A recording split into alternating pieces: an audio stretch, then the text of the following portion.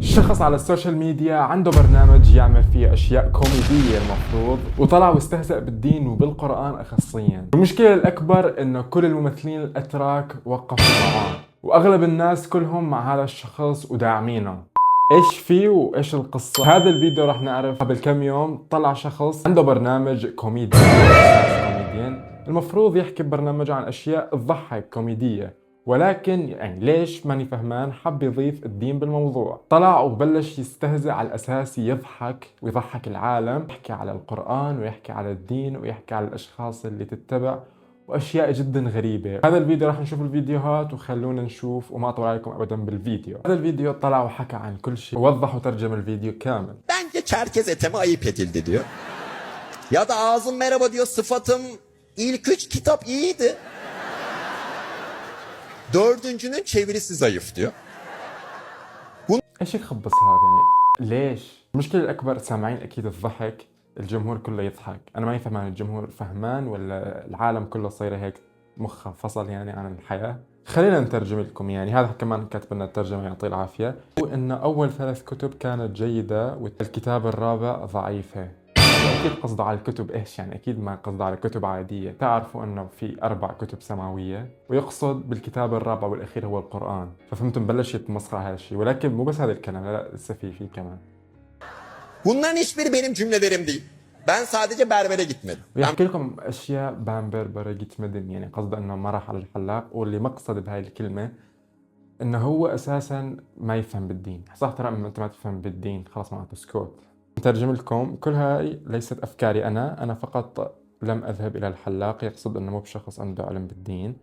أنا لا أفكر في مثل هذه الأشياء أساساً، بل أن الكتاب الرابع القرآن هو المفضل لدي تماماً. وقام يتمسخر، يعني هو Böyle نازل şeyler يمسخر. düşünmüyorum. اسمعوا يعني، Hatta اسمعوا نبرة صوته dördüncü وشوفوا الناس kitap كيف تضحك وكيف طريقة استهزاء favorim. بالموضوع. Birçoğumuz gibi اسمعوا. İmamoğlu okuduysa o da sevmiştir diye tahmin ediyorum.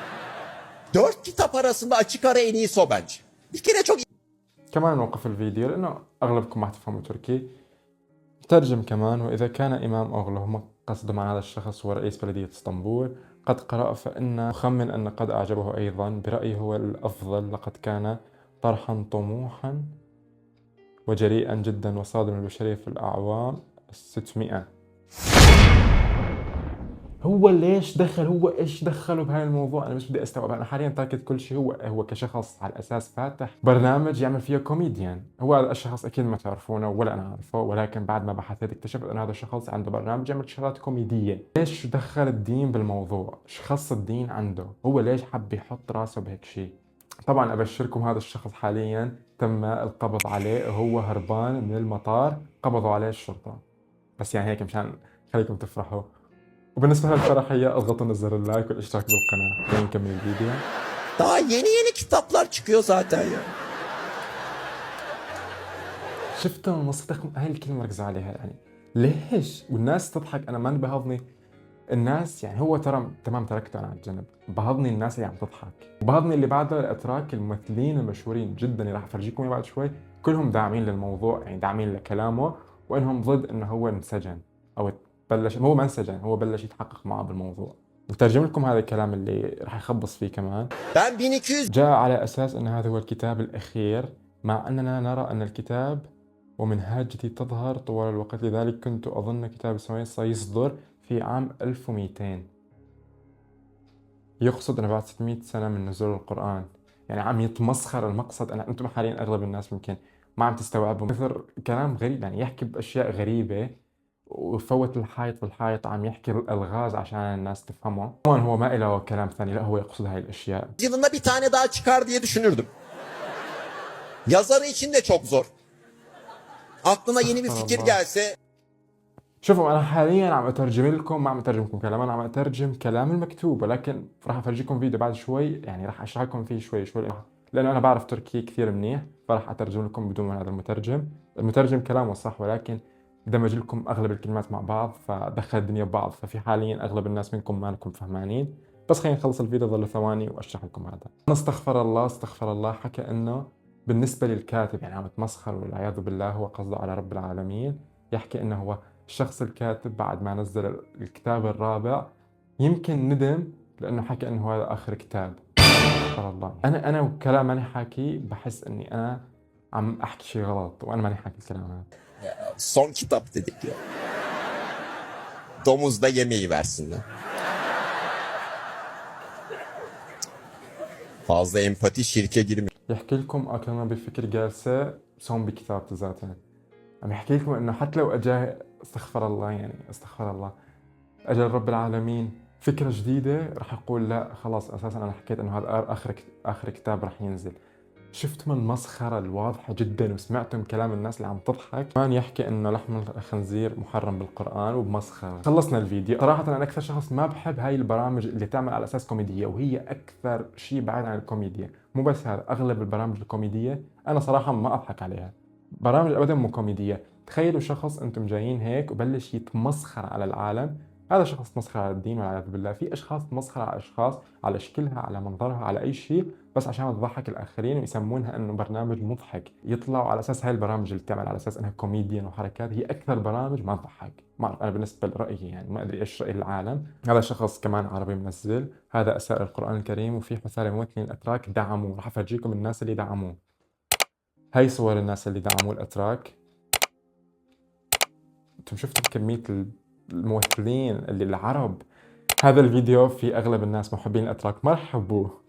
تخيلوا كل هاي الاتراك الممثلين الاسماء الكبار اللي اغلب العرب يتفرجوا عليهم كل هذول دعموا. وللمعلومه 90% منهم مسلمين. اسلامهم صراحه كيف مسلمين انا ما اعرف. صراحه في كثير فيديوهات لاتراك ولكن ما بدي افرجيكم اياها لانه ما فيها ترجمه. انا فيني اترجم لكم بس الفيديو يصير كثير طويل، يعني شخص يحكي راح اطلع واترجم لكم. فيديو افرجيكم هو الشخص هو ماسكينه للتحقيق. أنا صراحة مبسوط حاليا. راح أفرجيكم الفيديو بالتركي بدون ترجمة، راح أترجم لكم عشان أوضح لكم أكثر لأنه في كثير حاليا الناس ما فهمت الموضوع. راح أفرجيكم هذا الفيديو. Ya da ağzım merhaba diyor, sıfatım ilk 3 kitap iyiydi. Dördüncünün çevirisi zayıf diyor. Bunların hiçbiri benim cümlelerim değil. هون بداية تمسخر على الكتب السماوية الأربعة كلياتها. هاي بداية والعياذ بالله. Ben sadece berbere gitmedim. Ben böyle şeyler düşünmüyorum. وقصده بالحلاق انه ما راح عليه انه هو ما يهتم بهاي المواضيع واساسا ما يعرف بالدين. خلاص ما يعرف بالدين خلاص. Hatta dördüncü kitap favorim. يحكي لكم انه الكتاب الرابع هو المفضل عنده. مسخرة جدا، يعني تحس انه انا مجبور انه الكتاب الرابع هو مفضلي. وبعدها كمل لكم بجملة Birçoğumuz gibi مثل معظمكم. İmamoğlu okuduysa o da sevmiştir diye tahmin ediyorum. وبعدها صار يتمسخر على رئيس بلدية اسطنبول. 4 kitap arasında açık ara en iyisi o bence. Bir kere çok iddialı bir çıkış. 600'lü yıllarda.